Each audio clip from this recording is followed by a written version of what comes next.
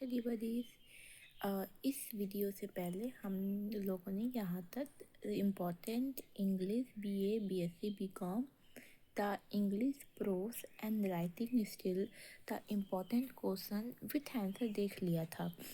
और अब इस क्वेश्चन में हम आगे से नेक्स्ट क्वेश्चन विथ आंसर देखेंगे।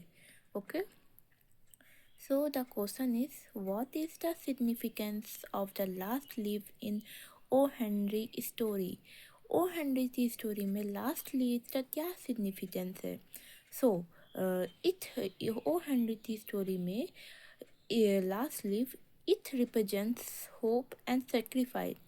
वो होप और सेक्रीफाइस रिप्रेजेंट करता है, दिखाता है। Behrman pointing to save Johnsy life. Behrman paints is to save Johnsy life. Behrman last leave तो पेंट करते हैं कि वो जॉन्सी की लाइफ जिंदगी बचा पाए, sorry, and demonstrating the art of a will to live. और ऐसी आर्ट दिखाते हैं जो कि किसी तो जॉन्सी तो जीने की चाह दे देती है। अब अगला क्वेश्चन है, the theme of the barbers trade union. Barber trade union के थीम क्या है? So barber trade union is focus on social reform and the breakdown of the caste system through the Chandu's wit and the modern tools.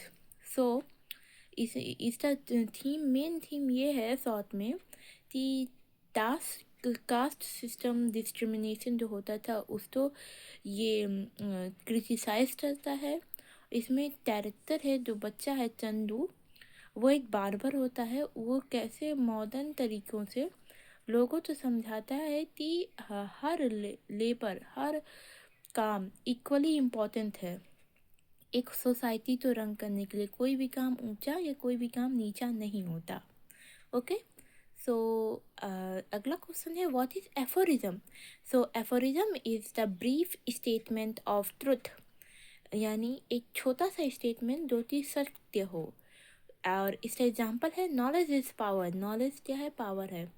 और अगला question है, उसी में है antithesis. बच्चे एफोरिज्म और एंटीथेसिस में बहुत कंफ्यूजन करते हैं, तो ये ज़रूर आप ट्राई कीजिएगा, देखिएगा।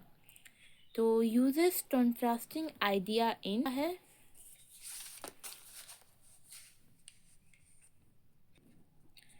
पैरेलल स्ट्रक्चर फॉर एम्फेसिस, यानी उन दोनों का आपस में तुलना की जाती है, कंपैरिजन किया जाता है, यही होता है एंथेसिस। और अगला क्वेश्चन है, कंट्रीब्यूशन ऑफ आरते नारायण एंड मुल्क राज आनंद टू इंडियन इंग्लिश प्रोज। सो इसका आंसर है, Narayan is known for his simple style and the frictional town of Malgudi.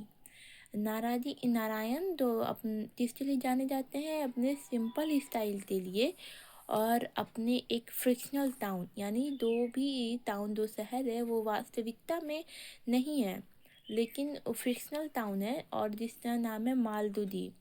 और Mulk Raj Anand is famous for his social realism. Mulk Raj आनंद अपने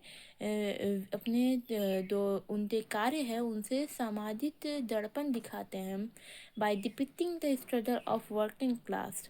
और वो वर्किंग क्लास यानी मिडिल लेवल पीपल्स का, कॉमन मैन का स्ट्रगल यानी कठिनाइयों को दिखाते हैं।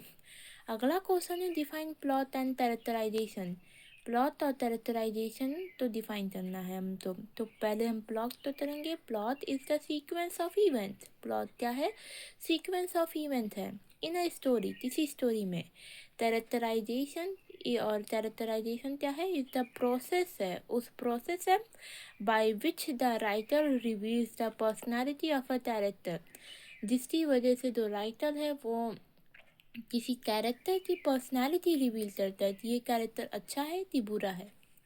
अब अगला क्वेश्चन है कि रविन्द्रनाथ टैगोर और उनके कॉन्ट्रीब्यूशन के बारे में पूछा है। So the first Nobel laureate, यानी इनको पूरे एशिया में पहले पर्सन थे जिन्हें नोबल प्राइज़ मिला था। Focus on humanism and spiritual freedom, humanism यानी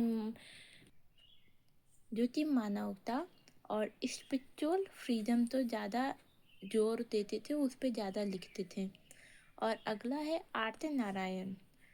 आरती नारायण ने एक मालगुडी, एक छोटा सा फ्रिक्शनल टाउन, अनरियल टाउन बनाया, जो थी known for is ironical, simple and humoristic depression of the daily life, जहाँ पे कॉमन लोगों की डेली लाइफ थी, सिंपल लाइफ के बारे में उन्होंने बताया, और अपने उन्होंने वर्क से सिंपल लाइफ को रिप्रेजेंट किया। ओके फ्रेंड्स, अब हम यहाँ तक, इसके आगे हम नेक्स्ट वीडियो में कंटिन्यू करेंगे। So don't do anywhere, because playlist में हमने सारे क्वेश्चंस आप तो बना दिए हैं। आप तो कहीं भी ज़्यादा ढूंढना नहीं पड़ेगा, एक प्लेलिस्ट में सारे क्वेश्चंस आप तो मिल जाएंगे।